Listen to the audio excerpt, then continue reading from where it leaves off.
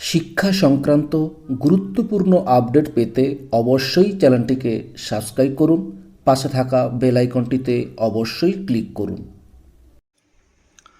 নমস্কার, আপনি দেখছেন শুভেন্দু একাডেমিক ইউটিউব চ্যানেল। খুবই গুরুত্বপূর্ণ একটা আপডেট প্রাথমিক শিক্ষক শিক্ষিকাদের জন্য। দেখুন, প্রাথমিকে ৩,৯২৯ শূন্য পদে শিক্ষক নিয়োগের রায় দিল সুপ্রিম কোর্ট। ভাগ্য খুলবে এই প্রার্থীদের। দেখুন, প্রাথমিকের ১৬,৫০০ শিক্ষক নিয়োগের বাকি থাকা ৩,৯২৯ শূন্য পদে শিক্ষক নিয়োগ নিয়ে রায় দিল সুপ্রিম কোর্টে। ৩,৯২৯ শূন্য পদে নিয়োগ রায় মামলাকারীদের পক্ষে গেল না। প্যানেলের মেয়াদ শেষ হয়ে যাওয়ায় ওই প্যানেলের আর কোনো নিয়োগ হবে না। এই শূন্যপদগুলো পরবর্তী নিয়োগে যোগ করে দিয়ে হবে।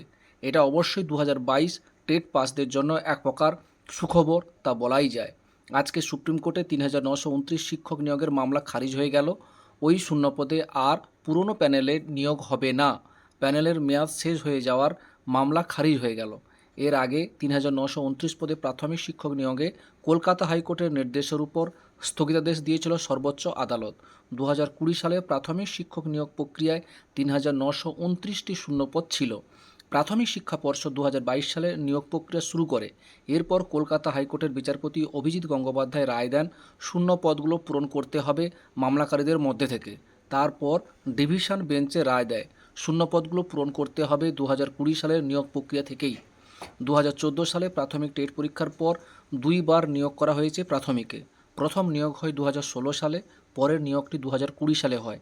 2014 সালে মোট 42,000 পদের শিক্ষক নিয়োগ করে প্রাথমিক শিক্ষা পর্ষদ। 16,500টি শিক্ষক পদে নিয়োগ করা হয় 2020 সালে, কিন্তু দেখা যায় 2020 সালে নিয়োগের পরেও খালি পড়ে রয়েছে প্রায় 3,929টি পদ। এই অভিযোগটি নিয়ে প্রায় 4,000-এর কাছাকাছি পরীক্ষার্থী মামলা করে কলকাতা হাইকোর্টে। এই ছিল একটা আপডেট, আপনার সঙ্গে শেয়ার করলাম। ভালো লাগলে অবশ্যই লাইক দেবেন। ভালো থাকবেন, সুস্থ থাকবেন। ধন্যবাদ।